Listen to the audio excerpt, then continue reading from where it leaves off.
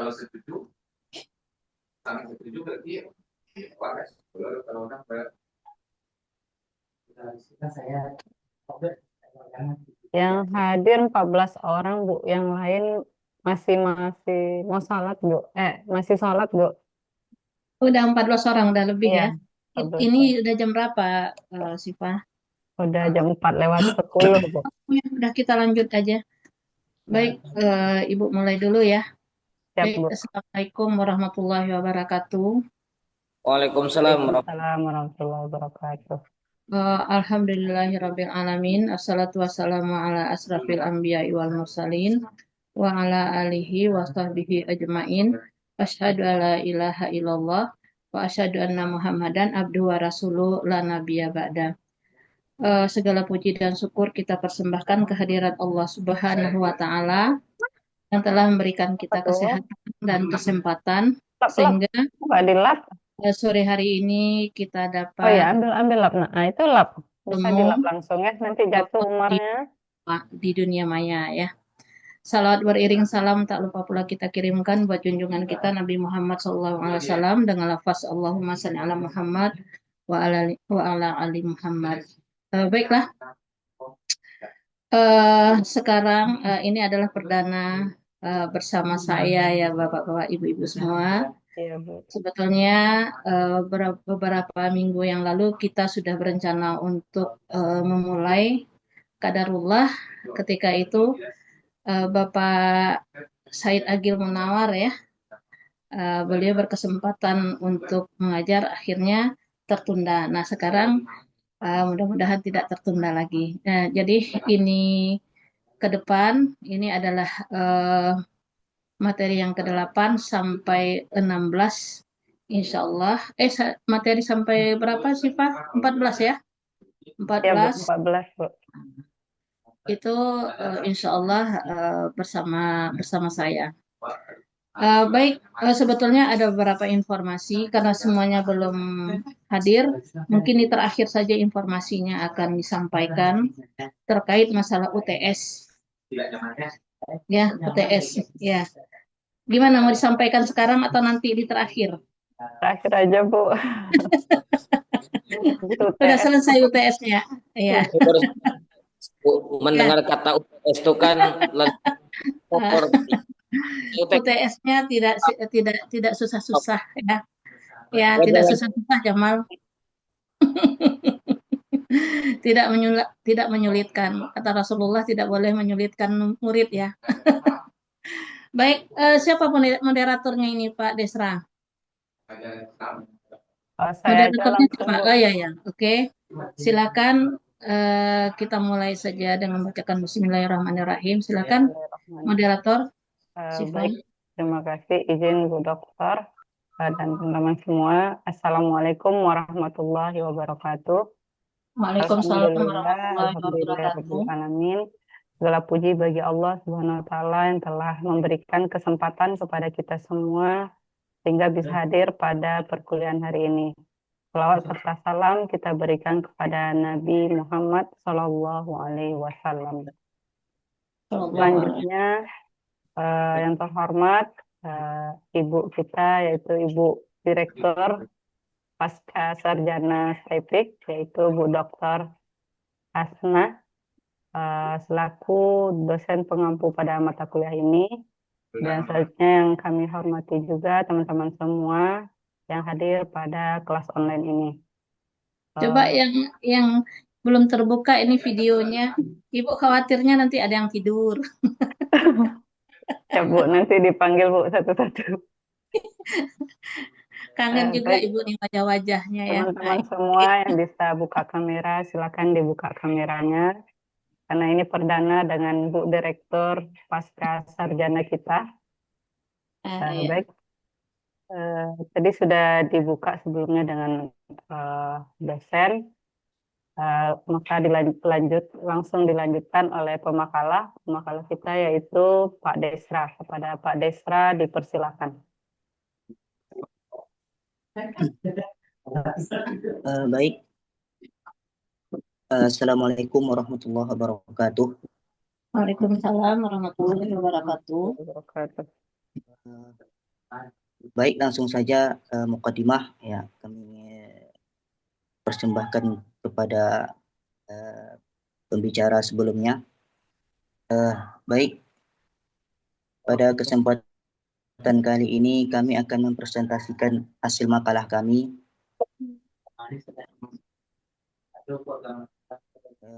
yaitu isu kontemporer akidah akhlak.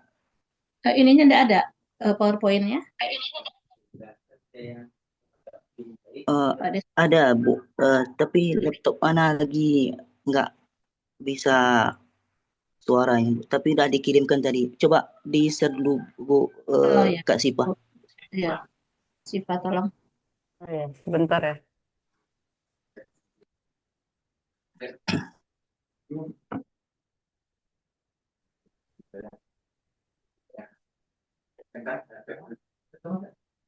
Pemimpin-pemimpin itu tentunya adalah orang yang banyak.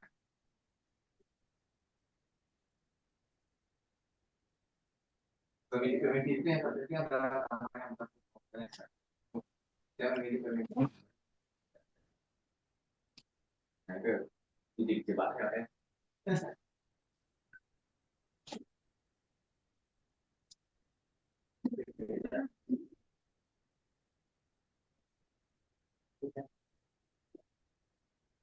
Kita harus tertarik orang. Setuju ya? Dia bersedia bertetangga dengan orang yang beda. Yang udah lama itu ya Pak Desra ya? Yang barusan tadi Ana kirimkan. Kita salah dengan orang yang beda. Dia bersedia bertetangga dengan orang yang beda. Oh, Japri. Apa yang yang tidak ada PNP kayak kalau yang jauh kemarin ibadah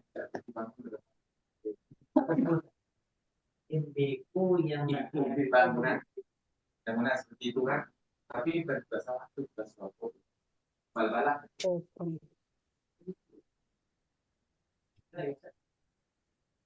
tidak akan menjadi yang tidak dibangun pada saya tidak.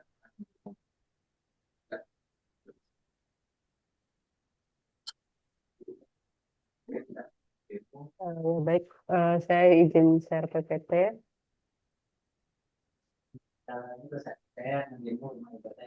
Sudah nampak ya? Sudah. Oke, baik Bapak Ibu yang saya hormati, baik kami akan mempresentasikan makalah yaitu yang berjudul isu kontemporer akidah akhlak, yaitu radikalisme, pluralisme dan sekularisme. Kita masuk kepada latar belakang masalah. Sebentar Pak.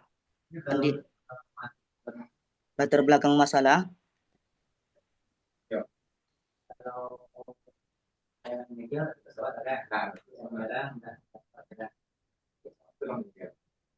Latar belakang masalah dari makalah ini adalah pendidikan dapat diartikan sebagai bimbingan secara sadar oleh pendidik terhadap perkembangan jasmani dan rohani peserta didik menuju terbentuknya kepribadian yang utama.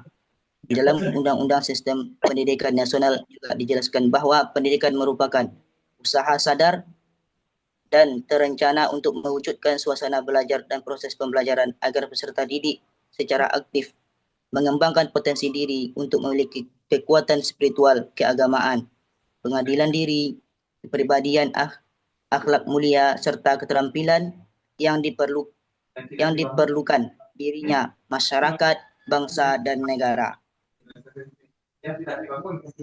Mulai pendidikan, manusia dapat belajar menghadapi alam semesta demi mempertahankan kehidupannya. Melalui pendidikan, manusia dapat membentuk kepribadian, dapat memahami dan mampu menerjemahkan lingkungan yang dihadapinya. Mulai pendidikan pula, manusia dapat tumbuh dan berkembang secara wajar, sempurna sehingga dapat melaksanakan tugasnya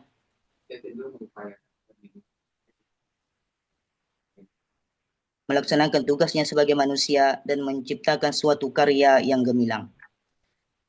Pendidikan akhlak adalah faktor terpenting dalam membina suatu umat dan membangun suatu bangsa. Di samping itu, pendidikan yang dikehendaki oleh Islam adalah pendidikan yang dibangun atas konsep keislaman sehingga mampu membentuk manusia yang unggul serta intelektual, kaya dalam amal serta anggun dalam akhlak dan kebijakan.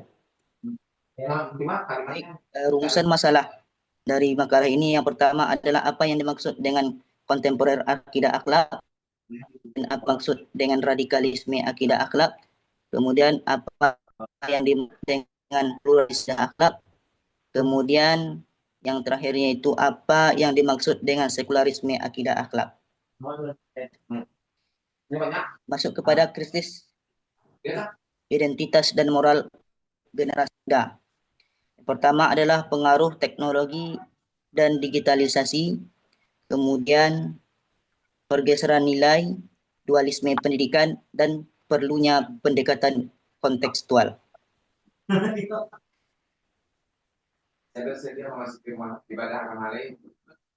Selanjutnya, ekstremisme. A. Munculnya aliran atau kelompok dengan pandangan dan praktik keagamaan ekstrim dapat menciptakan ketidaksepakatan dan konflik dalam masyarakat. Yang B. Adanya paradigma beragama yang tidak manusiawi perlu diganti dengan paradigma humanis yang mendukung kehidupan tanpa kekerasan, yaitu sikap moderat, santun, dan seimbang. Yang C. Perkembangan ajaran dan interpretasi baru terhadap Al-Quran dan Sunnah seringkali memicu kontroversi dan perbedaan dalam masyarakat. Yang D. Yaitu ketidaksepakatan dalam praktik keagamaan juga menjadi tantangan tersendiri dalam konteks akidah akhlak kontemporer. Selanjutnya adalah pengaruh budaya dan tuntunan global. Pertama yaitu pengaruh budaya dan nilai-nilai luar dapat mempengaruhi pandangan dan praktik keagamaan umat Islam. Selanjutnya adalah tuntunan global dan kompetensi internasional menuntut adaptasi dan pembaruan dalam pemikiran keislaman agar tetap eksis dan relevan di kancah dunia. Kemudian selanjutnya adalah pengertian radikalisme. Istilah radikalisme mulanya berasal dari bahasa Latin yaitu radix atau radikis. Secara etimologi, menurut bahasa Indonesia, radikalisme berasal dari kata radikal. Dan menurut Kamus Besar Bahasa Indonesia, artinya sebagai amat keras menuntut perubahan atau dalam berpikir dan bertindak. Definisi menurut Kamus Besar Bahasa Indonesia, radikalisme adalah paham atau aliran yang menghendaki perubahan sosial dan politik dengan cara menggunakan tindakan kekerasan sebagai batu loncatan untuk menjustifikasi keyakinan mereka yang dianggap benar. Kemudian dalam Kamus Bahasa Inggris, kata radikal diartikan sebagai ekstrim atau bergaris keras. Radikalisme berarti suatu paham aliran yang menghendaki perubahan secara drastis atau fundamental, reform. Inti dari radikalisme adalah paham radikal yang menghendaki perubahan dengan kecenderungan menggunakan kekerasan. Paham ini sebenarnya merupakan paham politik yang menghendaki perubahan dan yang ekstrim sesuai dengan mengejawatkan ideologi yang mereka anut. Istilah radikalisme tidak sering dimaknai berbeda di antara kelompok kepentingan dalam lingkup kelompok keagamaan. Radikalisme merupakan gerakan-gerakan keagamaan yang berusaha merombak secara total tatanan sosial dan politik yang ada dengan menggunakan jalan kekerasan. Kemudian pengertian pluralisme. Secara bahasa, pluralisme berasal dari kata pluralis yang berarti jamak atau lebih dari satu. Sedangkan secara istilah, pluralisme bukan sekedar keadaan atau fakta yang bersifat plural, jamak atau banyak. Lebih dari itu, pluralisme secara substansional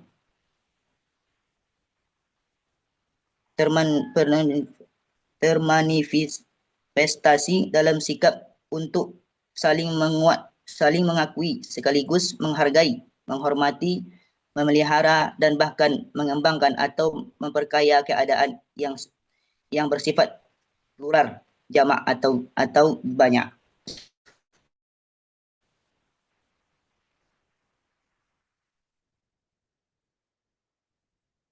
Pendapat ahli tentang pluralisme, Alwi Shihab.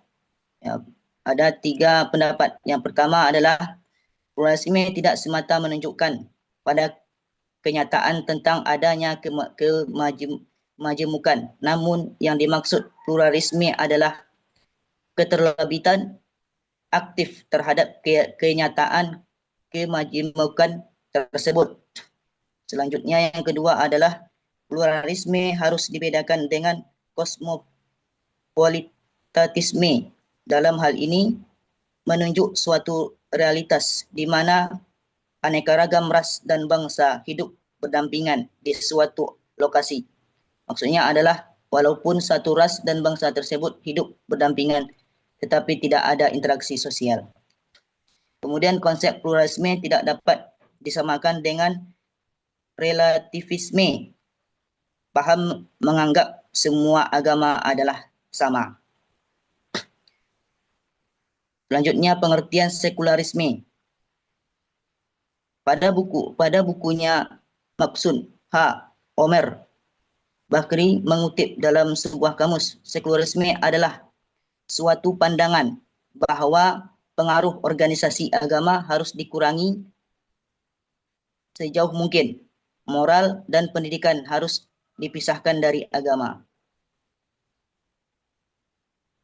Sekularisme adalah suatu sistem etik yang didasarkan pada prinsip moral, alamiah, dan terbebas dari agama wahyu dan supranaturalisme.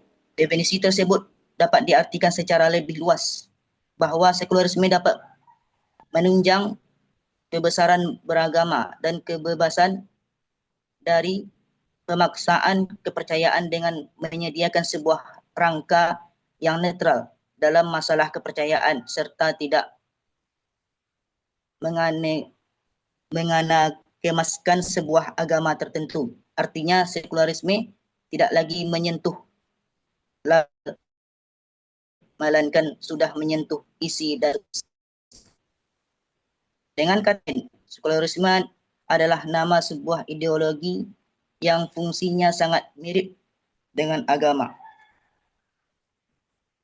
Akibatnya manusia penganut faham sekularisme berusaha menikmati kehidupan dan kemajuan selama ini seolah-olah tanpa campur tangan dari Tuhan dan menganggap bahawa Tuhan tidak perlu lagi.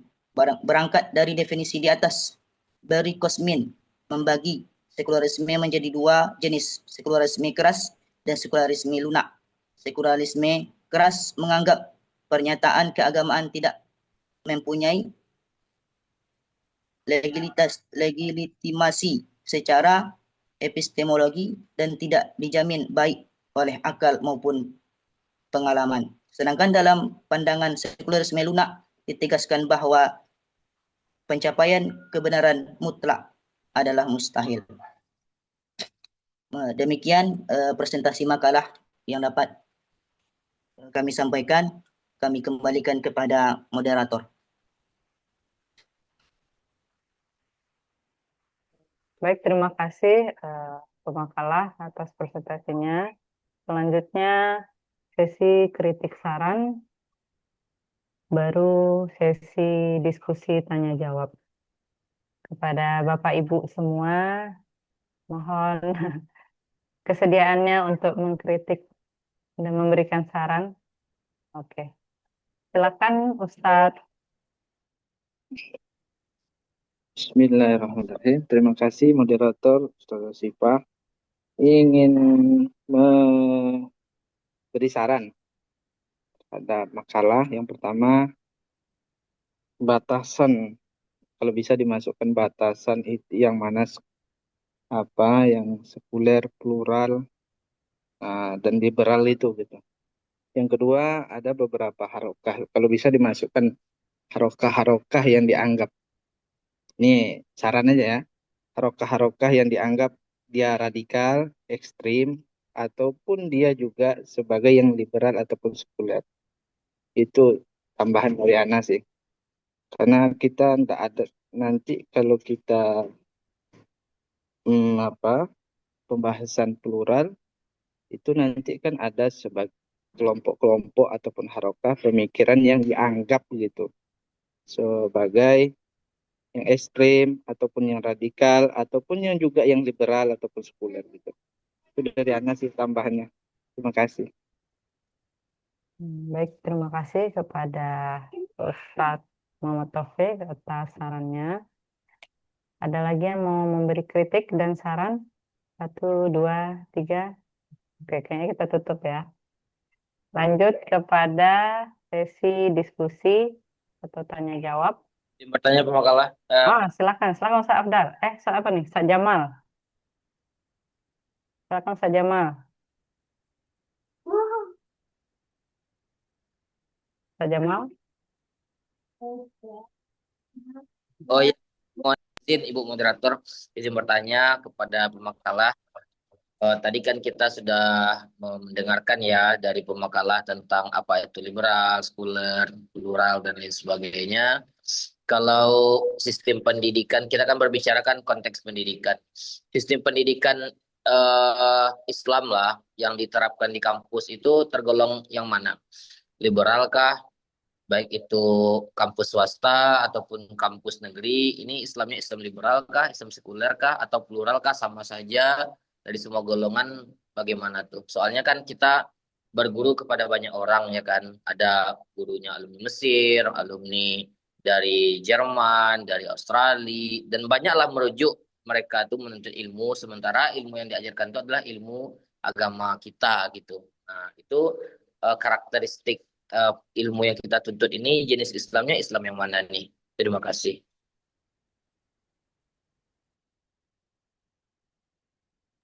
Baik, terima kasih Ustaz Jamal atas pertanyaannya. Izin memastikan. Berarti yang ditanyakan itu sistem pendidikan di Indonesia ini masuk dalam golongan mana? Sistem apa yang digunakan dalam menuntut ilmu ya? Iya, Pak Jamal. Iya, Iya, Bu. terima kasih. Ada lagi satu lagi, Pak Alimun Fajri. Silakan Pak Alimun. Baik, terima kasih kepada moderator yang telah mohon izin Bu dosen. Dalam hal ini saya ingin bertanya, yang mana yang jadi pertanyaan saya itu kenapa atau ada apa dengan radikalisme ini, pluralisme ini, sekularisme ini kok menjadi objek bahasan pada akidah dan akhlak. Kenapa atau ada apa dengan radikalisme, pluralisme, sekularisme kok menjadi objek bahasan pada akidah akhlak ini? Barangkali itu saja pertanyaan atas jawabannya. Terima kasih. Saya kembalikan ke moderator. Ya, terima kasih kepada Ustadz Alimun. Izin memastikan. Bentar nggak. Jadi yang ditanyakan itu ada apa dengan aliran yang dipaparkan tadi menjadi pembahasan akidah dan akhlak. Begitu ya Pak Alimun ya? Oke. Lanjut pertanyaan kesempatan kepada Pak Taufik. Kepada Pak Taufik dipersilakan. Terima kasih Bu Moderator. Mohon izin Bu Dokter, pemakalah. Yang perlu ditanyakan di sini adalah masalah sekularisme ya, sekularisme. Nah, dipaparkan tadi bahwasannya sekularisme ini tidak sesuai dengan ajaran Islam. Kenapa? karena memisahkan antara agama dan politik. Kan begitu. Padahal di agama kita, ya, di agama kita bukan begitu ya. Cuma Islam itu kafah dan seluruhnya. Dan kita lihat sekarang kenapa masih banyak kelompok-kelompok tertentu ya yang memisahkan agama dengan politik. Artinya mereka tidak ikut memilih atau apa namanya itu tidak ikutlah memilih ya waktu pemilu. Dan kita lihat kelompok-kelompok tersebut itu yang kuat agamanya, kita lihat ya, yang kuat agamanya, yang jamaahnya setiap hari ke masjid. Apa masalahnya di situ? Itu yang saya tanyakan. Terima kasih. Makalah. Assalamualaikum warahmatullahi wabarakatuh. Baik, terima kasih kepada Pak Taufik. Izin memastikan yang ditanyakan itu mengapa apa ini? Mengapa politik ya Pak ya? Boleh diulang lagi Pak? Boleh diulang lagi, Pak? Boleh diulang lagi Pak? Di pertanyaannya adalah, kita tadi kan sudah mendengar dari pemakalah yaitu sekularisme ya. Sekularisme ini tidak sesuai dengan ajaran agama Islam ya. Karena memisahkan antara agama dengan politik gitu. Kan begitu. Karena kita tahu bahwasanya di agama kita bukan begitu ya. Agama kita kafah, seluruh politik, ikut segala macam seperti Rasulullah laksanakan. Pertanyaannya adalah, kenapa banyak kelompok-kelompok sekarang yang masih begitu yang memisahkan agama dengan politik? Padahal kita tahu kalau bukan orang-orang baik, bukan orang beriman yang berpolitik, itu orang-orang jahat begitu. Nah, kita tahu semuanya orang-orang yang ini tuh orang-orang yang paham agama malahan ya, yang tidak suka yang memisahkan agama dengan politik. Itu pertanyaannya.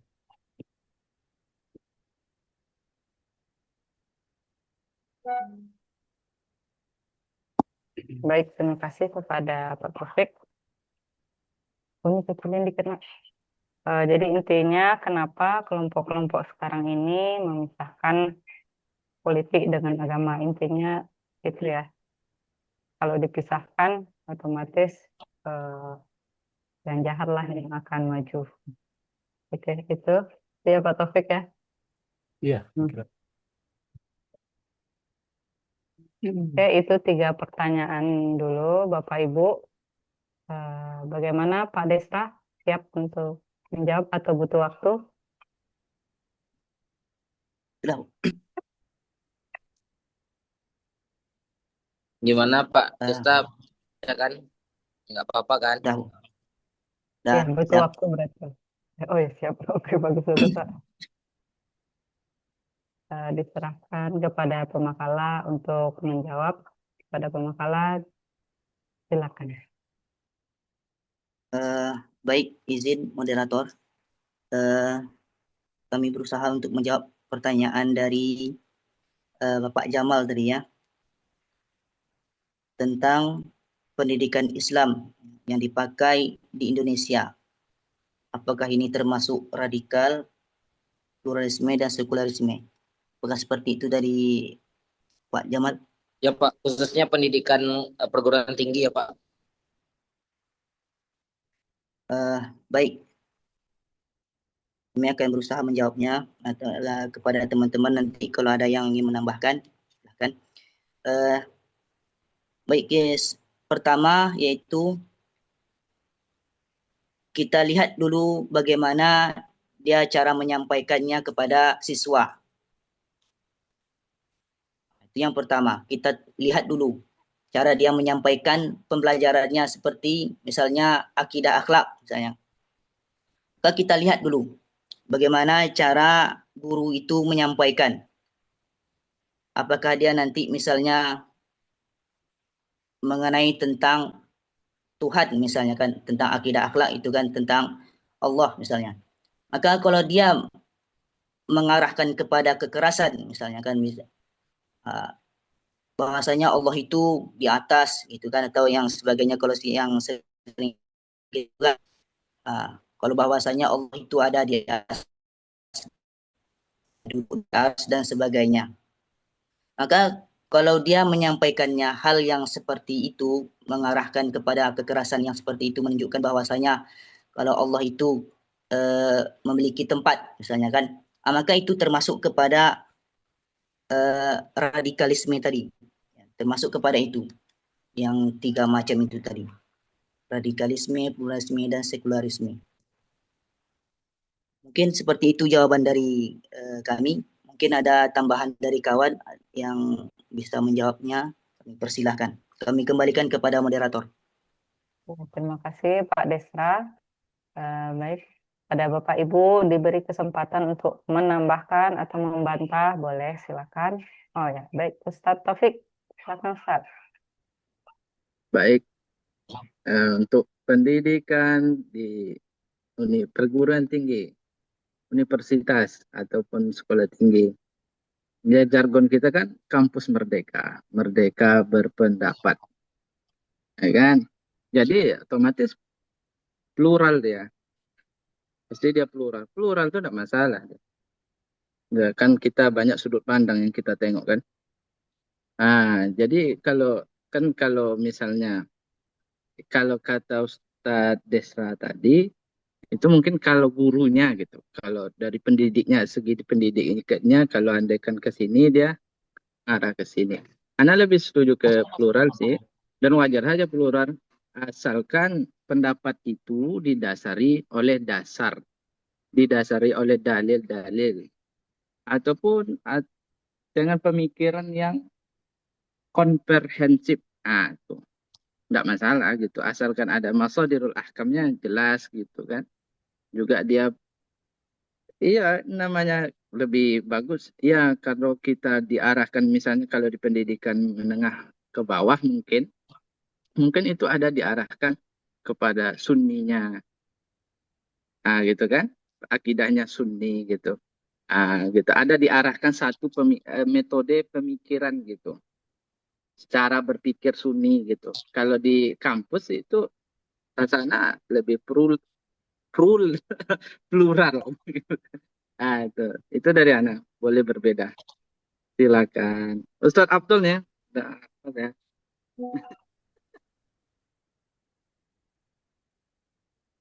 Oke, terima kasih Pak. Ustaz Taufik. Coba tadi. Oh, Ustaz Afdal mau menambahkan Ustaz, membantah. Tidak Bu Sipa, nanti aja Bu Sipa pas pertanyaan Ustaz Muhammad Taufik Hidayat sama Ya, Taufik siap. bisa kita. Oke, siap. Anda enggak bertanya tadi saat.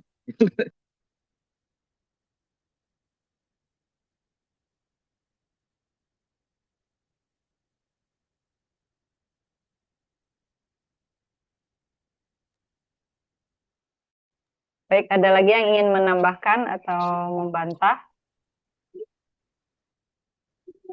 Tidak ada sepertinya. Tidak. Oke. Maka dari itu diserahkan kepada penanya bagaimana atas penjelasan dari pemakalah serta Pak Taufik.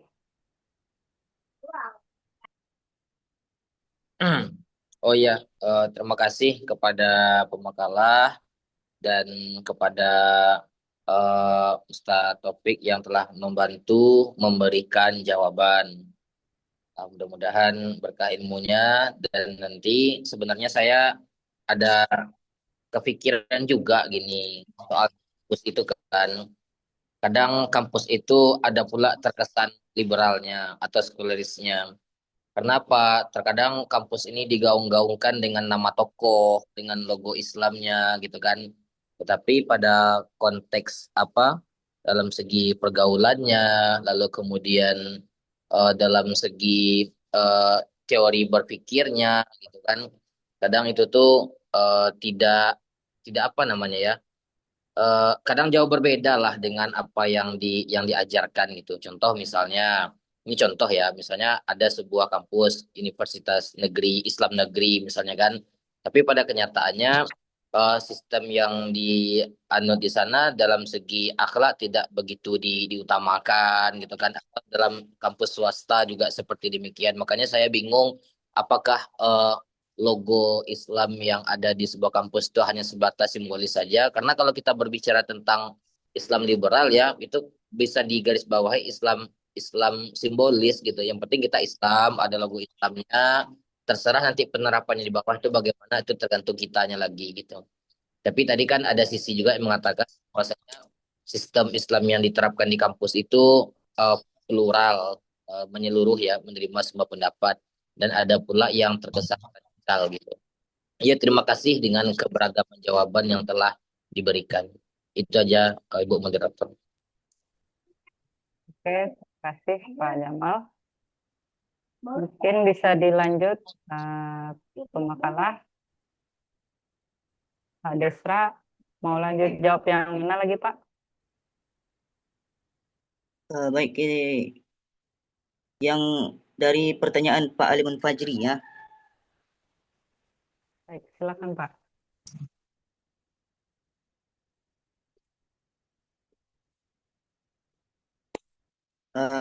Baik, pertanyaannya tadi adalah kenapa radikalisme, pluralisme, dan sekularisme menjadi objek pembahasan ya, di pelajaran akidah akhlak ya, seperti itu dari Pak Alimun Fajri. Ya, benar Pak.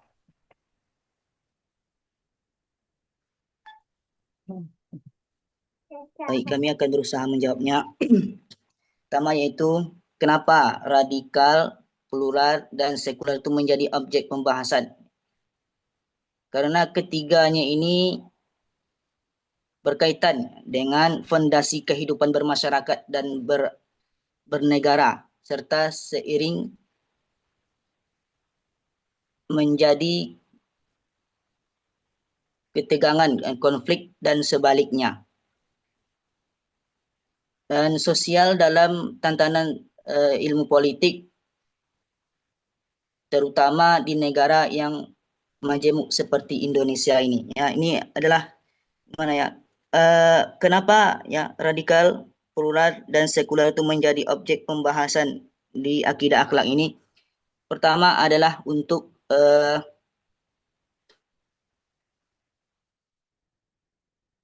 membuat ya tantangan sosial dan politik di Indonesia, baik di Indonesia maupun di luar dari Indonesia ini. Mungkin itu yang dapat kami sampaikan dulu. Kalau ada dari teman-teman yang bisa menambahkan jawabannya, kami persilahkan.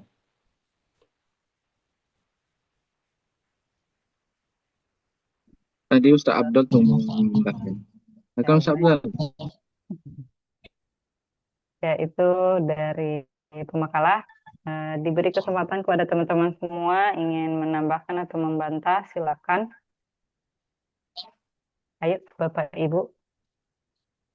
Ada yang ingin menambahkan atau saya ulang lagi pertanyaannya? Ada apa? Ya, ulang. Ulang lagi, oke.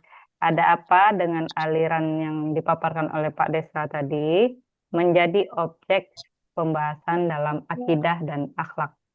Oke. Saya berbicara tentang konteks akhlaknya, Bu ya, biar nanti Ustadz Aulia Afdal yang menambahkan dalam konteks akidah. Jadi gini, kenapa hal itu dibahas ya, tentang apa namanya tadi, radikalisme plural dalam akidah akhlak? Karena gini, sebuah sikap yang menjadi ciri khas di sebuah golongan, contoh misalnya radikal. Orang radikal pasti ada perbedaan dalam segi akhlaknya. Orang radikal itu bisa dikatakan orangnya kasar. Kasar ya. Kalau kita membahas radikal itu dalam penafsiran orang Inggris tadi, kan tadi penafsiran yang berlebih gitu. Ya, orang radikal itu kasar, dia tidak mau menerima pendapat orang lain.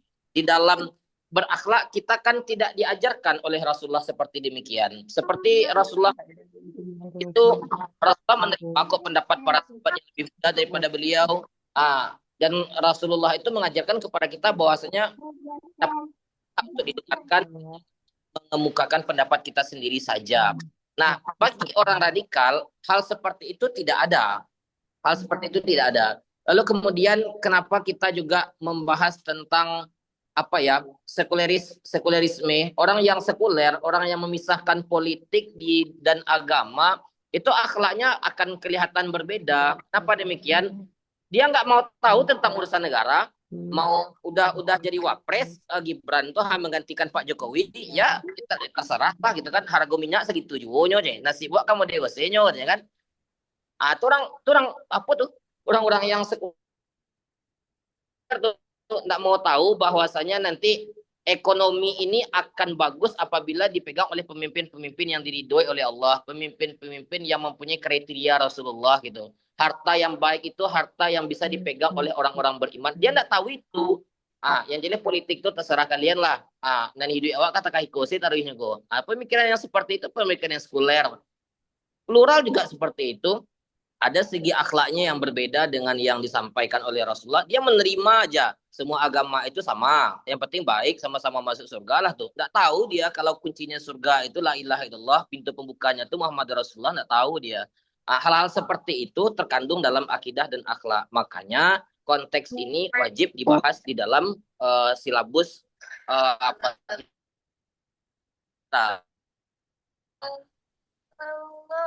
jemaah. Begitulah kira-kira Bapak Ibu. Jadi ada kaitan yang sangat erat gitu antara plural radikal lalu kemudian sekuler dengan akidah dan akhlak. Dan ini kan akidah dan akhlak ini selalu ada dalam kehidupan sehari-hari kita gitu. Ya, silakan pada ya itulah. Terima kasih atas paparannya, Pak Jamal. Ada lagi yang ingin menambahkan atau membantah? Silakan. Oke.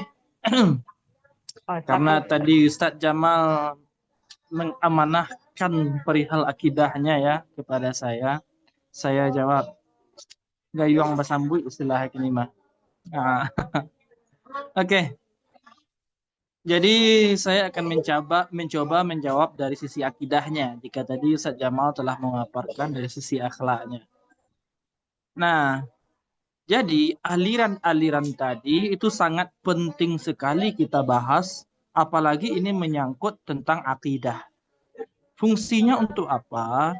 Yang pertama, agar kita tahu bahwasanya ada penyimpangan-penyimpangan yang terjadi dalam pemahaman akidah. Nah, seperti pemahaman-pemahaman dari aliran-aliran tadi, yang seolah-olah dan perihal akidah ini adalah sesuatu yang bisa dipermainkan saja sesuai dengan sekendak pikiran mereka aja gitu.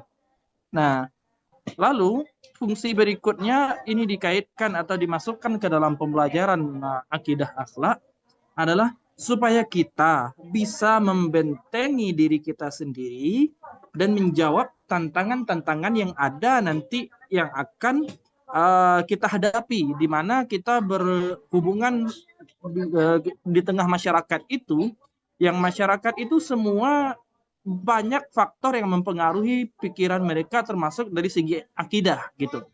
Nah, jangan nanti kita ketika dihadapkan dengan hal-hal yang seperti itu kita tidak tahu malah lebih memilih diam gitu. Padahal di sini akidah kita sedang diterpa oleh badai sekulerisme, liberalisme dan lain sebagainya. Nah, jangan nanti pula kita seharusnya akidah kita kokoh, jangan jadi goyah pula nanti. Kenapa? Gara-gara kita tidak mengetahui penyimpangan-penyimpangan yang ada di tengah masyarakat. Nah, itu. Jadi mungkin itu tambahan jawaban dari saya, di mana fungsinya pengetahuan juga bisa memberikan benteng tersendiri bagi kita agar kita lebih siap dalam mempersiapkan diri kita. Nah, terima kasih. Oke, Ustadz Afdal, terima kasih atas paparannya. Kepada Ustadz Taufik, dipersilakan. Hadir ya. Baik, ingin menambahkan daripada senior-senior kita, Ustadz Jamal dan Ustadz Abdul. Pertama, kenapa harus dipelajari? Pertama itu untuk menjaga yang namanya prinsip bernegara ataupun dasar negara. Maka harus dipelajari dari segi pemikiran mereka, baik yang plural, yang sekuler, dan yang radikal itu tadi. Dia kalau dari segi pemikiran itu harus kita pelajari juga dari segi harokahnya. Mereka ini ada harokah, misalnya dari liberal ada jil gitu kan. Nah, kalau dari segi misalnya radikal nanti ada beberapa yang nanti harokahnya seperti aliran Taqiyuddin An-Nabhani itu misalnya, kan dari segi pemikirannya banyak dipelajari gitu, seperti Nizam Al-Islamiyah gitu kan. Juga andaikan ketika kita sudah mempelajari pemikiran dan harokahnya, jadi bisa diawasi oleh negara tentang bagaimana pemikiran mereka dan harokah mereka yang melenceng itu tadi. Jadi untuk menjaga kerukunan di dalam kemajemukan.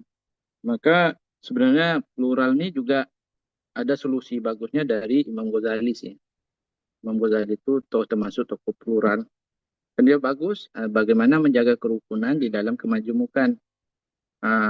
Itu tambahan dari anak gitu. Jadi bukan boleh kita berbeda, tapi dengan menjaga kerukunan dan dasar negara misalnya. Seperti kalau Taqiyuddin An-Nabhani itu kan khalifah. Itu kan bentuk Hizbut Tahrir yang di yang dianggap radikal itu kan harokahnya, bukan pemikirannya. Kalau anak analisis sih itu lebih kepada kenapa Hizbut Tahrir itu dibubarkan, lebih kepada harokahnya, bukan kepada pemikirannya. Ini boleh didiskusikan lagi. Silakan. Terima kasih Nah. Ustaz Muhammad Taufik. Ada lagi yang mau menambahkan atau membantah juga? Silakan. Jadi ya sedikit Bu Sipa. Oh ya, silakan Ustaz. Jadi yang sangat kita miriskan dan kita sayangkan sekali adalah banyaknya alumni pondok pesantren yang awalnya mereka itu banyaknya alumni pondok pesantren yang mereka itu waktu di pesantren itu akidahnya bagus sekali sesuai dengan Al-Quran dan Sunnah.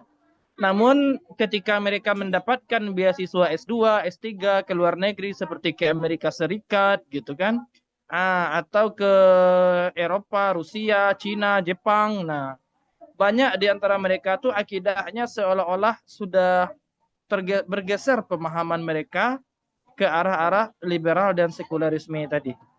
Nah, tidak satu dua itu. Betul Ustaz Jamal.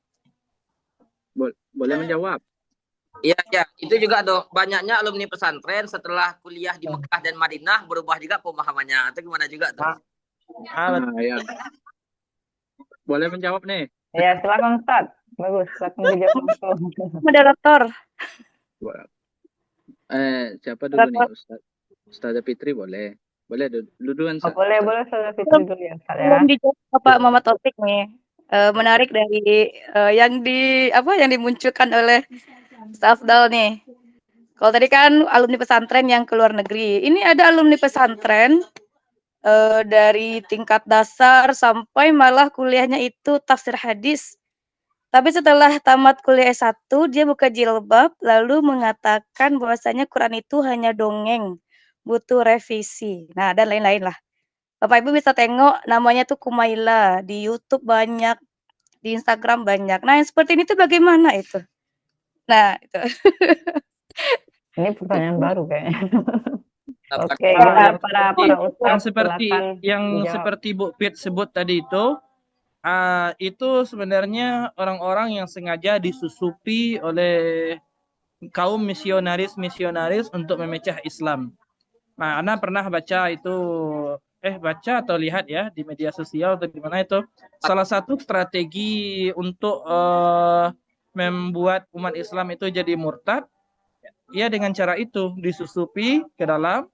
Nah, lalu seolah-olah waktu dia di pesantren dia menjadi orang yang hebat, orang yang pintar sekali, orang yang bisa dipercaya, Tetapi dari dialah munculnya nanti sumber perpecahannya. Nah, kita juga harus hati-hati dengan hal yang seperti ini. Nah, Ya, itu. Ustaz Jamal tuh coba mengalami mungkin tuh. ya, Ustaz Taufik. Silakan Ustaz Baik. Taufik. Ingin menjawab pertanyaan, enggak pertanyaan ya, ada mendiskusikan masalah dari Ustadz Abdal dulu lah. Kalau Ustazah Fitri tadi Kumaila tuh karena enggak berani jawab lah gitu. Pak Yang Taufik tahu pertama berarti ya? tahu, Pak Taufik tahu Kumaila berarti ya? Oke, siap. tahu. Ya. Yang pertama masalah mungkin alumni pesantren setelah itu dia pergi ke negara non Muslim gitu. Kan kita mungkin dia tuh tidak bermazhab Syafi'i. Kalau mazhab Syafi'i kalau kita orang Islam pergi ke negara non Muslim maka hukumnya makruh kan. Awalnya saja sudah makruh. Kenapa? Pertama sulitnya ibadah. Itu yang pertama. Yang kedua tak ada suasana tuh tadi. Islam itu tak ada lagi gitu. Jadi lingkungan tuh pengaruh. Kata Prof. Eka kemarin juga wajar saja gitu. Kata Prof. Eka kan ada juga dulu ingat kita tuh.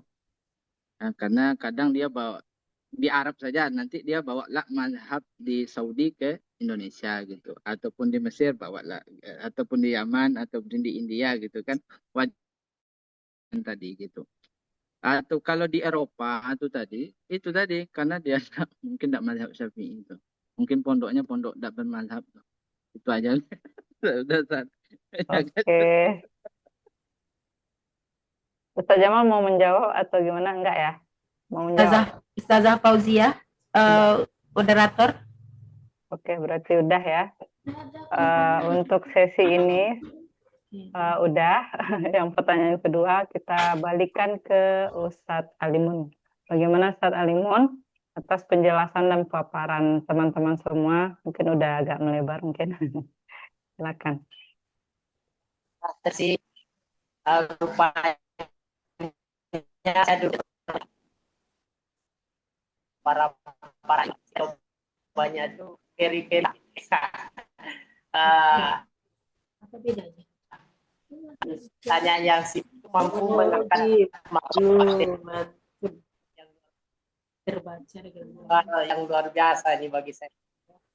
Terima kasih atas jawabannya. Saya kembalikan ke moderator. Oke, terima kasih. Bu Rosida tadi mau melengkapi ya Bu atau gimana Bu? Tadi yang ada apa tadi dari Ustazah Fitri Wulandari tadi enggak? Oh, mau menanggapi, oke. Menanggapinya tadi. Apakah masih ada atau enggak usah lagi? Boleh silakan Bu, daripada nanti tadi kan seperti yang disampaikan oleh Fitri tadi itu memang ada kasusnya seperti itu. Dan murid kami juga dari Mutiara nih ada setelah dia tamat dari perguruan tinggi, padahal dia dari TK, SD, SMP itu di IT Mutiara Sekolah Islam. Nah, di akhir dia menjadi sekelompok dari Syiah kan gitu. Nah, saya menanggapi hal itu karena dalam Al-Quran itu mungkin tidak ada kesalahan dari berbagai pendidikan, itu bukan kesalahan dari situ. Tapi kalau Allah wa innallaha yudhillu man yasha wa yahdi man yasha, Allah memberikan petunjuk itu kepada orang yang dia kehendaki dan juga menarik petunjuk atau hidayah itu dari Allah dan dia dari orang yang dia kehendaki kan. Ya, seperti itu. Artinya bukan kita menyalahkan itu dari berbagai pendidikannya gitu.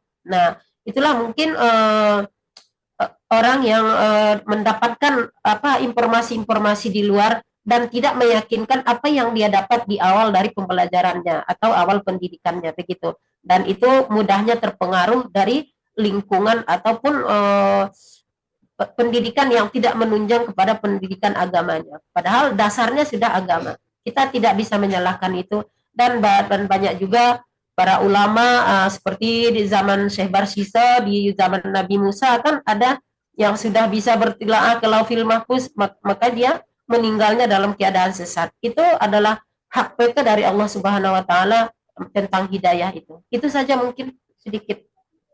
Terima kasih Bu Rosida. Oke, kita lanjut kepada pertanyaan yang ketiga dari Ustadz Taufik Hidayat. Bagaimana pemakalah?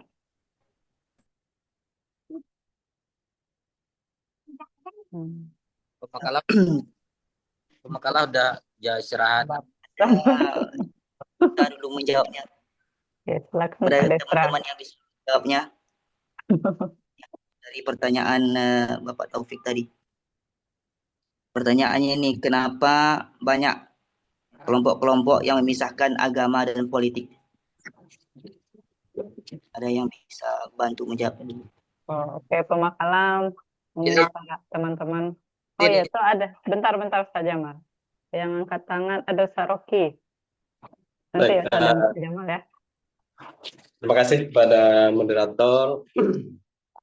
Ini pertanyaannya tadi kan tentang apa tadi?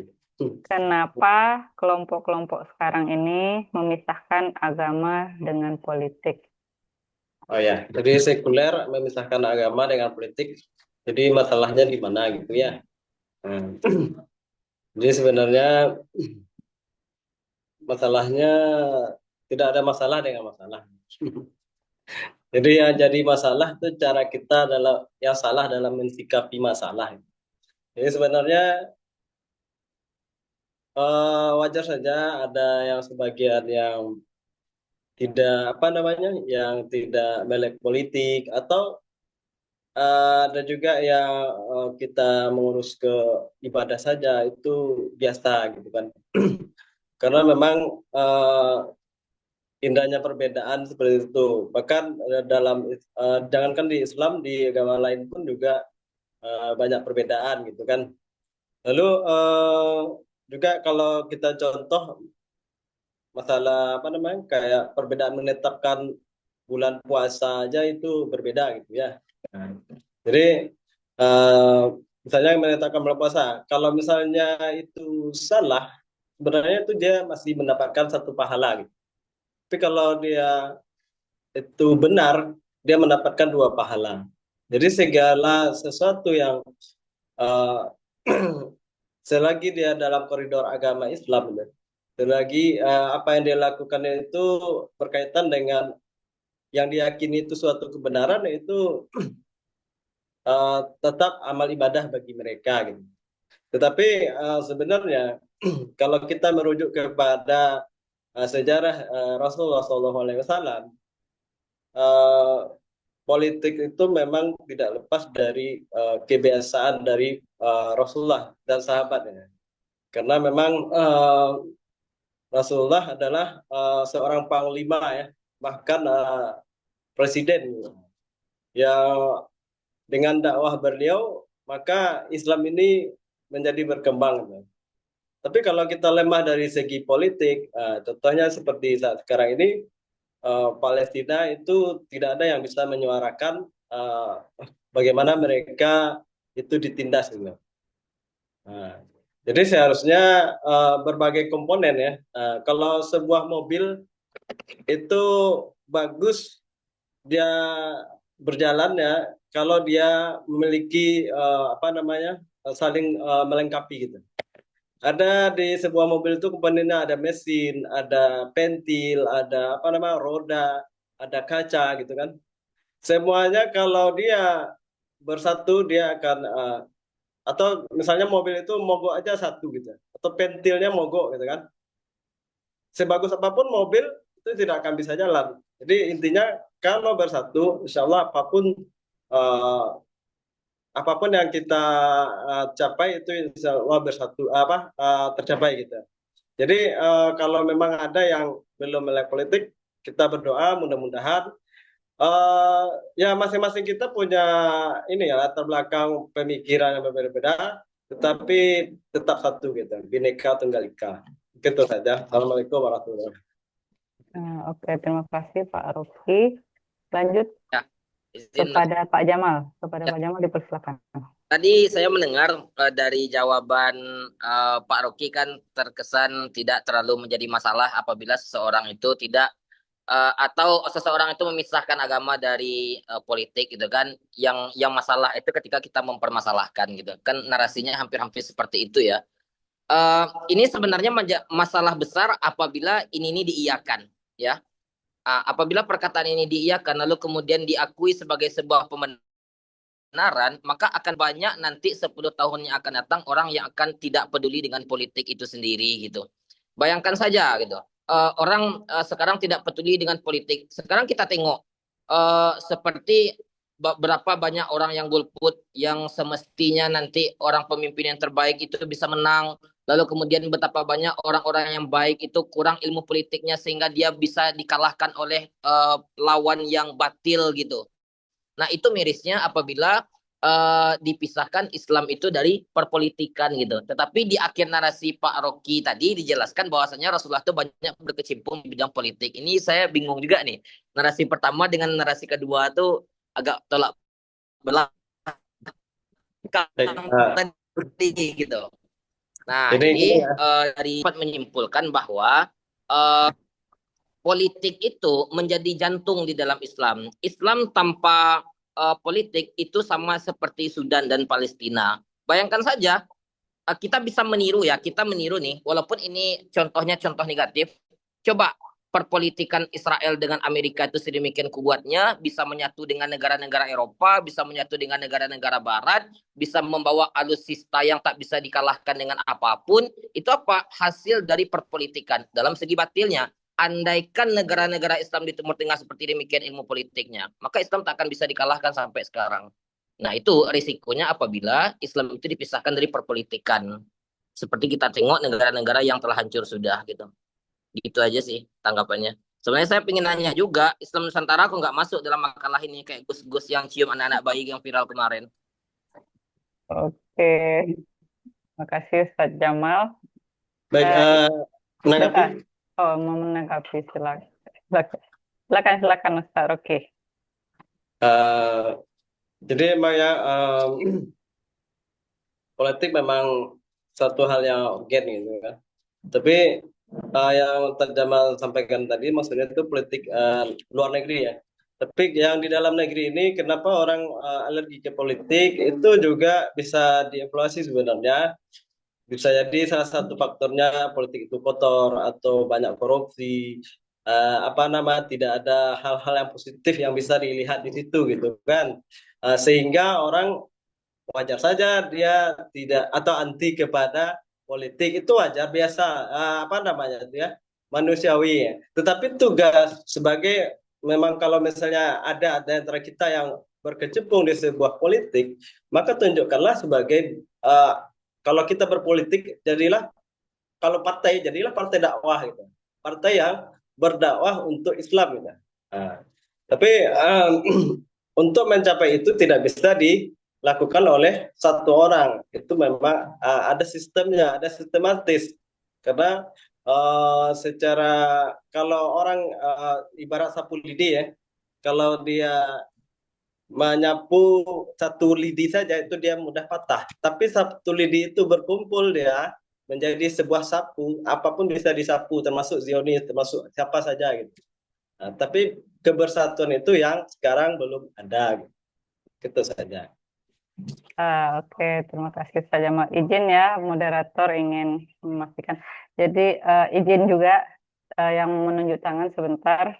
Jadi sekuralisme, sepemahaman saya itu pemisahan antara politik dengan agama benar juga, bisa juga. Tapi kalau di Indonesia, kalau menurut saya, undang-undang sudah memasukkan tentang agama, kayak pembahasan yang tadi sebelumnya ya, tentang pendidikan, itu sudah dikaitkan dengan agama. Kalau di Indonesia mungkin sekuralisme pemisahan agama mungkin jatuhnya ke pribadi masing-masing mungkin ya. Jadi agama itu dianggap tersendiri, sedangkan yang lain tersendiri juga. Padahal kalau di Islam itu digabung, begitu kan. Jadi emang penting sekali pluralisme ini kita pahami. Oke, lanjut pada Ustadz siapa tadi yang dulu? Ustadz Alimun Fajri ya? Atau Ustadz Jamal tadi? Siapa duluan, Mal? Abang aja lah dulu bang. Nanti. Oke, kepada Ustadz Jamal dipersilakan. Kok saya sih? Ustadz Jamal, Ustadz Alimun Fajri silakan. Oke, semoga kita Baik, paham ya tentang pluralisme. Silakan. dengan pertanyaan Pak Taufik Dayat tadi, kenapa saat ini orang cenderung memisahkan agama dengan politik. Kalau menurut pemikiran saya, kenapa itu terjadi? Karena zaman sekarang itu, politik itu sudah dilarikan dari kodratnya. Kalau dulu orang berpolitik itu mempertahankan kedaulatan dan kebenaran. Justru sekarang tidak untuk itu lagi. Sekarang orang berpolitik karena ada maunya. Apalagi zaman sekarang orang yang berpolitik itu kehidupannya luar biasa, gitu kan. Bayangkan anggota dewan itu sekali menjabat aja dia pensiunnya seumur hidup menerima, kan enak itu kan. Pun politik hari ini itu kenapa bisa dicederai seperti sudah rahasia umum hari ini. Yang pertama, memang politik zaman sekarang itu menjanjikan sekali untuk kemewahan. Yang kedua, politik itu biayanya mahal hari ini. Dan karena biaya modalnya mahal, itu setelah menjabat, berbagai macam cara akan dilakukan untuk mengembalikan modal. Itu realita lapangan yang kita lihat. Kemudian politik itu kenapa kotor hari ini? Karena rata-rata orang berpolitik itu supaya dianggap wah gitu kan. Supaya dianggap orang yang wah gitulah kan. Sehingga politik itu lari dari koridornya. Dan orang yang punya akal sehat, dia nggak akan mau lagi berpolitik. Karena dalam zaman politik sekarang itu tidak bisa kita pungkiri, kebohongan itu jika distruktur dengan baik, zaman sekarang dianggap benar. Tapi cobalah lihat kebenaran. Tidak terkoordinir dengan baik, tidak terstruktur dengan baik, itu kebenaran itu nggak berarti apa-apa. Itulah zaman anta beranta zaman hari ini kan. Dan kita yang masih sehat akalnya, mari kita berpolitik, tapi tujuannya tentu sesuai ajaran agama kita. Bukan untuk mendapatkan fasilitas yang wah, supaya dianggap wah, untuk tahankan wah-wah gitulah kan. Barangkali ya itulah sedikit hasil otak saya untuk sore hari ini. Karena tadi sudah sempat lelet juga gara-gara UTS ya Pak Taufik ya. Terima kasih Bapak Ibu. Ya, oke, terima kasih Ustaz Jamal. Ustaz Jamal lagi. Terima kasih kepada Pak Alimun. Ustaz Jamal dulu atau Pak Taufik dulu nih? Pak Taufik aja lah. Oh ya, terima kasih ya Ustaz Jamal. Silakan Pak Taufik. Baik, saya ingin menambahkan yang pertama kenapa begitu? Karena ia hanya mementingkan kepentingan, hanya berpikir untuk pribadi, bukan untuk kepentingan bersama. Sebenarnya ru'yatul imam manutum bil maslahah gitu. Kenapa pentingnya imam? Karena kebijakan itu tadi untuk kemaslahatan yang banyak. Yang kedua adalah ya juga di kaidah fikih juga kan. Al-haqqu bila nizamin yaghlibu al-batil bin nizamin. Yang namanya kebenaran ini ataupun yang benar itu apabila tidak terorganisasi ya akan kalah oleh yang namanya kebatilan yang diorganisasi gitu. Jadi untuk melawan daripada kebatilan yang diorganisasi, dia juga kebenaran itu harus diorganisasi gitu. Maka jadi itu kalau kita mungkin dia nganggapnya Islam itu ibadah saja, tapi siasahnya tidak gitu kan. Padahal di siasah itu kita ada pola-pola pikir gitu tentang bagaimana pentingnya yang baik ini di organisasi supaya bisa setidaknya 50-50 lah, 50-50 dengan kebatilan gitu. Andai kan itu enggak kalah gitu. Andai kan satu kebaikan gitu. Setelah itu enggak diorganisasi. Contoh kayak gini. Kayak Ustaz Jamal lah gitu. Ini Ustaz Jamal ya kan. Orang mau umroh, dia enggak tahu mau kemana ke umroh dia kan. Tapi orang tahu tempat maksiat di mana-mana. Nah, misalnya Pekanbaru gitu. Orang tuh tahu yang namanya maaf tempat prostitusi di Pekanbaru namanya Jundul gitu. Tapi ada orang niatnya umroh satu orang gitu kan.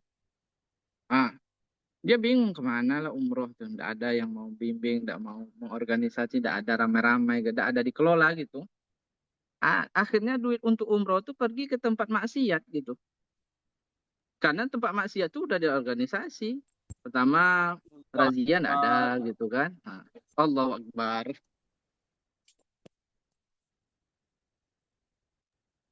Ustaz Taufik.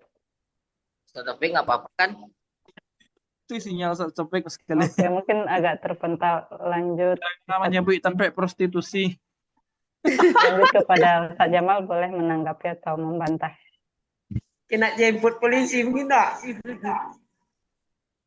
Silakan Ustaz Jamal. Oh iya. Waktu sudah mau setengah 6. Oh iya. Karena waktu udah 5:30, ya saya nggak jadi menanggapi. Saya apa-apa, kita cukupkan aja. Kalau untuk pertanyaan tadi, mungkin kalau ada misalnya ada pertanyaan lain atau kita serahkan Ibu, nggak. Oke. Terima kasih atas kebesarannya Ustaz Jamal. Bagaimana saya kembalikan kepada penanya, Ustaz Taufik Hidayat. Bagaimana atas paparan teman-teman semua ini? Terima kasih banyak kepada para ustaz semuanya yang telah menjawab ya. Kayaknya banyak caleg-caleg itu 2029 di sini ya. Karena memang politik ini memang berkembang ya. Cuma yang saya tangkap sedikit tadi tentang sekularisme ini yang dibilang Pak Rocky ya. Kalau dibilang tadi perbedaan pendapat ya, perbedaan itu menentukan hilal ya, menentukan hilal hari Ramadan dan Idul Fitri. Itu kan kalau satu salah dapat juga pahala satu kan gitu. Itu benar karena mereka sama-sama berusaha gitu kan, sama-sama ada usaha dan sama ikut dalam berperang itu maksudnya. Kalau yang saya bilang tadi yang tidak ikut sekalipun tuh itu di mana tuh? Apakah ada pahalanya atau di mana? Mungkin itu saja. Oke, silakan lanjut moderator. Oke. Ustaz Taufik mau menambahkan yang tadi yang terputus? Udah saya. Oh sudah, oke. Terima kasih. Laptop udah mati dah. Jangan terbawa ini ya, terbawa mimpi. Baik, terima kasih Bapak Ibu semua. Mungkin sampai sini sesi diskusi kita. Terima kasih kepada yang sudah menambahkan, kepada pemakalah juga, terima kasih. Mari kita lanjut kepada sesi pemaparan oleh Bu Dokter. Kepada Bu Dokter selaku Direktur Pasca Sarjana kita dipersilakan. Diberi waktu seluas-luasnya, Bu. Waalaikumsalam warahmatullahi wabarakatuh. Baiklah saudara-saudara semua. Alhamdulillah ya.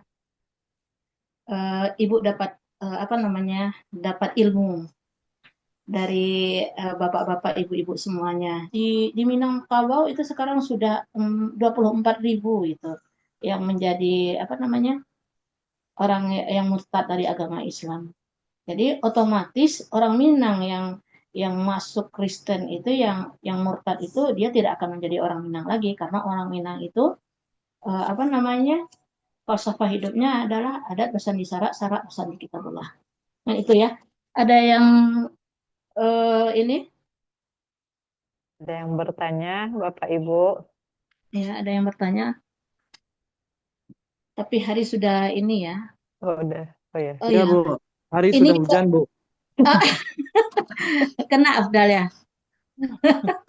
Ya, ini Ibu juga mau umumkan masalah MIT ya. MIT. Jadi MIT-nya, ada yang ketawa-ketawa ini, Pak Aliman Fajri ini ketawa deh nih. MIT-nya nggak susah. Jadi MIT-nya adalah perbaikan makalah. Ya. Jadi nanti akan diperiksa oleh Bapak Prof dengan Ibu ya.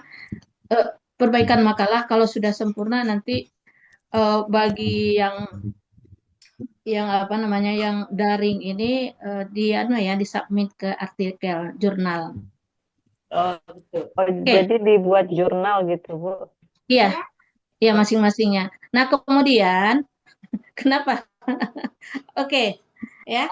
Ini jurnal ini sangat penting sekali bagi bapak-bapak dan ibu-ibu karena itu bermanfaat untuk nanti kalau misalnya di karir nanti mengurus naik pangkat dan sebagainya. Ini perlu. Kemudian ada kenang-kenangan kita tentang karya ilmiah kita kan begitu.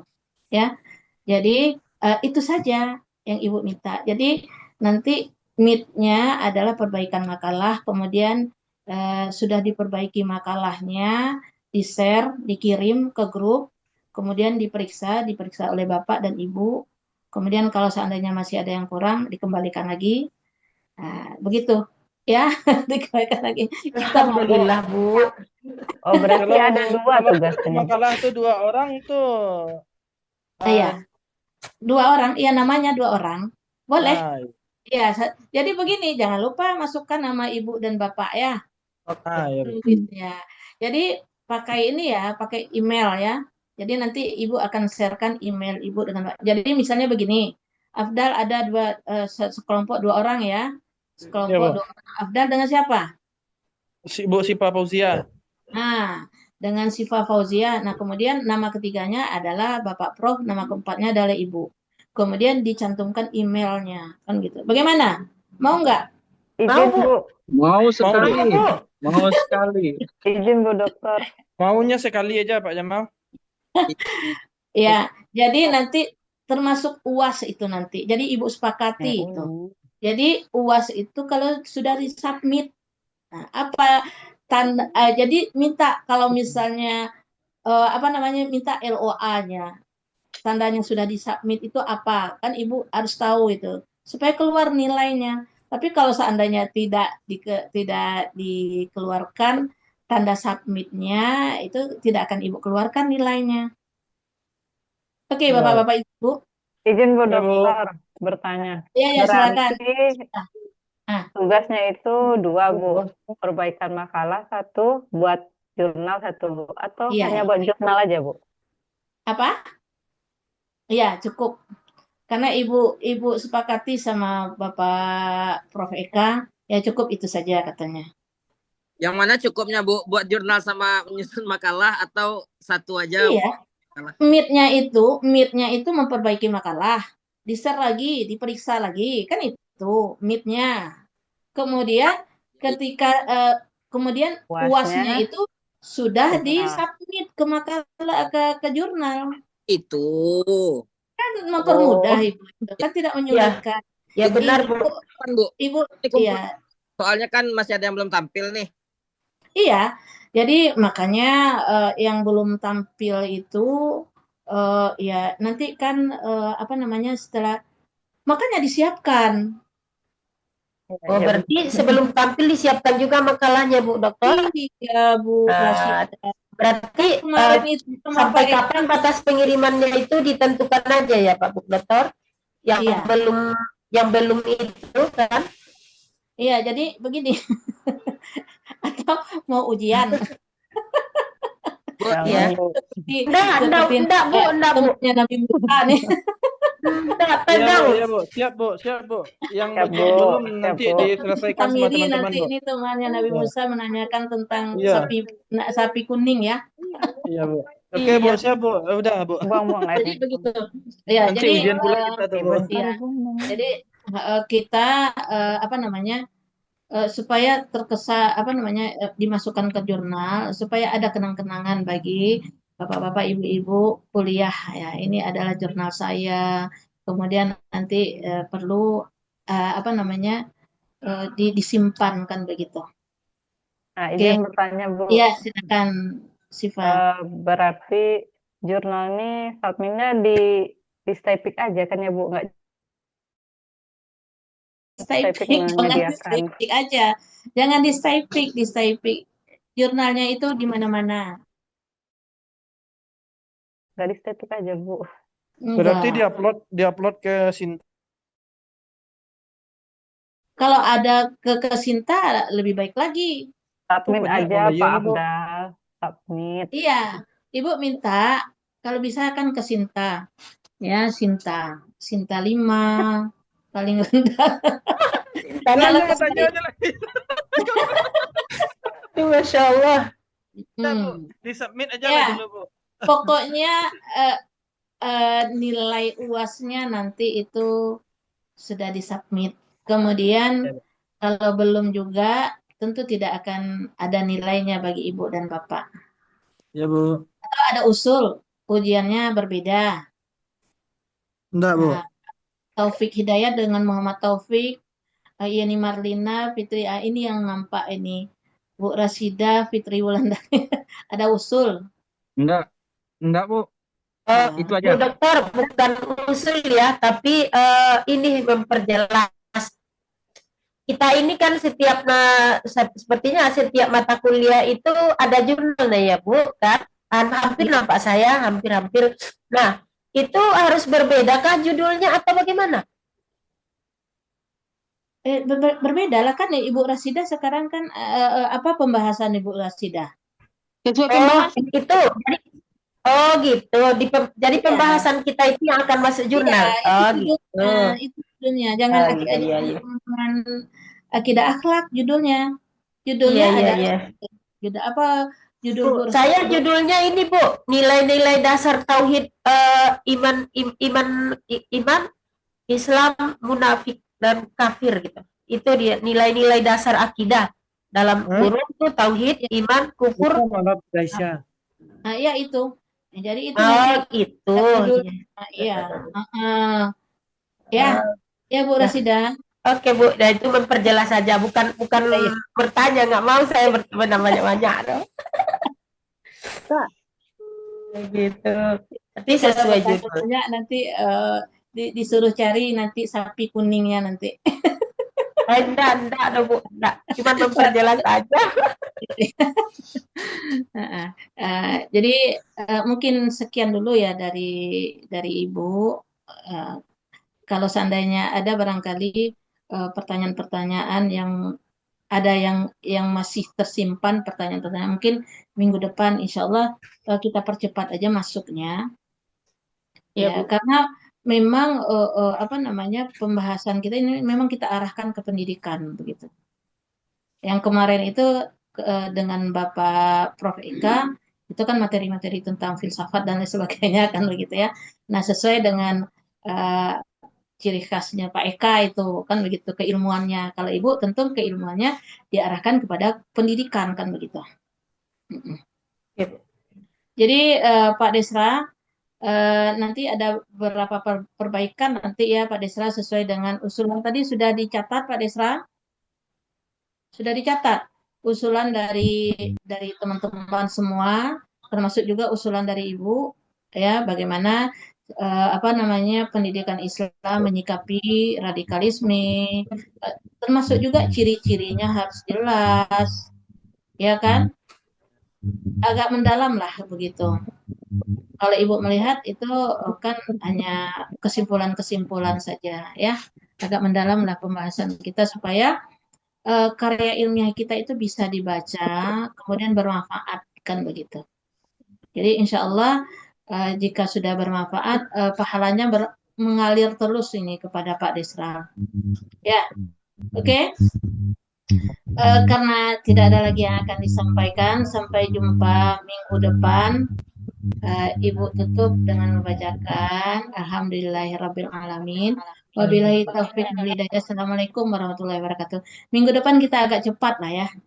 Waalaikumsalam warahmatullahi wabarakatuh. Waalaikumsalam. Baik, Bu. Ibu minta agak cepat sedikit karena waktu maghrib juga cepat.